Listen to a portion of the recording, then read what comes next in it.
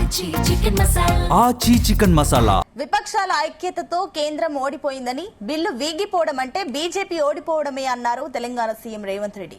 చిన్న సవరణతో మహిళా రిజర్వేషన్లు పెంచవచ్చు, సీట్లు పెంచడానికి మహిళా రిజర్వేషన్ల ముసుగు వేశారని మండిపడ్డారు. బీజేపీ విధానానికి ఓటమి ఇది అని అంటూ ఘాటు విమర్శలు గుప్పించారు. దక్షిణ భారతానికి జరిగే అన్యాయాన్ని అడ్డుకున్నాం, మహిళా బిల్లు చాటున డీలిమిటేషన్ బిల్లును తెచ్చారని అన్నారు. ఎన్డీఏ నిజాయితీగా బిల్లును తీసుకురాలేదని విమర్శించారు సీఎం రేవంత్ రెడ్డి. చట్టాలను చట్టసభలలో ప్రవేశపెట్టి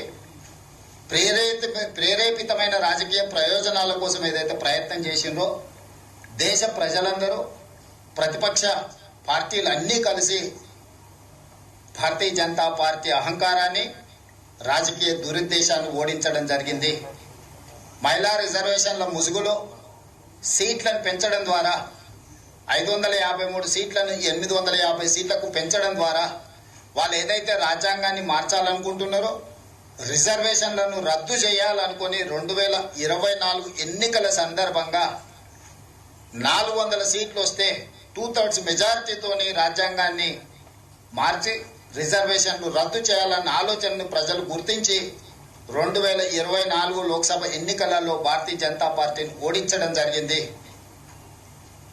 ఓటమిని దిగమింగుకొని ఈరోజు రాజ్యాంగాన్ని మార్చాలి, రిజర్వేషన్లు రద్దు చేయాలనే ఆలోచనతోటి మహిళా రిజర్వేషన్ ముసుగులో సీట్ల పెంపు కార్యక్రమాన్ని ఈరోజు చట్టసభలకు తీసుకురావడం జరిగింది.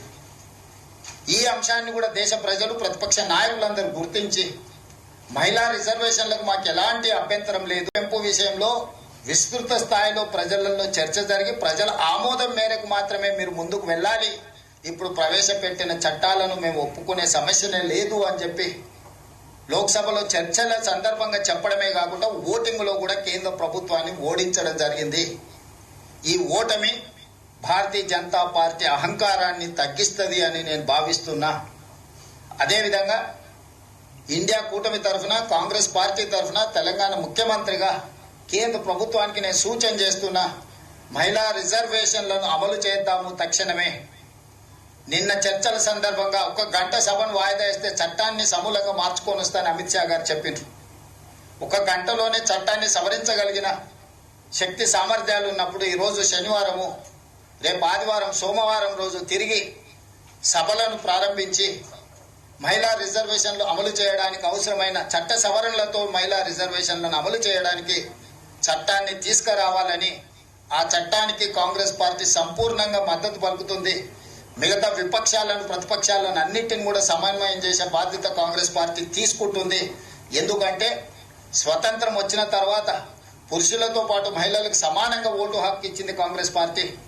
అమెరికా లాంటి దేశంలో మహిళలకు ఓటు హక్కు ఇవ్వడానికి 150 సంవత్సరాలు పట్టింది. కానీ స్వతంత్రం వచ్చిన ఎంబడే మహిళలకు ఓటు హక్కు ఇవ్వడం కానీ, ఈ దేశానికి మహిళను రాష్ట్రపతిని చేయడం కానీ, ఈ దేశానికి మహిళను ప్రధానమంత్రిని చేయడం కానీ, లోక్సభ స్పీకర్గా చేయడం కానీ, వివిధ రాష్ట్రాల ముఖ్యమంత్రులను చేయడం కానీ, గవర్నర్లను చేయడం కానీ, చీఫ్ జస్టిస్ ఆఫ్ రాష్ట్రాలలో వివిధ రాష్ట్రాలకు చీఫ్ జస్టిస్లను మహిళలను చేయడం కానీ, ఇలా చెప్పుకుంటూ వెళ్తే ఉపరాష్ట్రపతిని చేయడంలో కానీ అన్ని అంశాలలో కాంగ్రెస్ పార్టీ మహిళలకు అత్యంత ప్రాధాన్యత ఇచ్చింది. అంతెందుకు కాంగ్రెస్ పార్టీ అధ్యక్షురాలుగా శ్రీమతి ఇందిరాగాంధీ గారిని, శ్రీమతి సోనియా గాంధీ గారిని స్వతంత్రానికంటే ముందు కూడా కాంగ్రెస్ పార్టీకి మహిళా అధ్యక్షులను నియమించుకున్న చరిత్ర, మహిళా నాయకురాళ్ల నాయకత్వంలో పనిచేసిన చరిత్ర కాంగ్రెస్ పార్టీకి ఉంది. మహిళా రిజర్వేషన్లకు కాంగ్రెస్ పార్టీ అడ్డంకి కాదు. కాంగ్రెస్ పార్టీ మహిళా రిజర్వేషన్లను వ్యతిరేకించడం లేదు. మహిళా రిజర్వేషన్ల ముసుగులో రాజ్యాంగాన్ని సవరించడం ద్వారా, రాజ్యాంగాన్ని మార్చి రిజర్వేషన్లు రద్దు చేయాలనే కుట్ర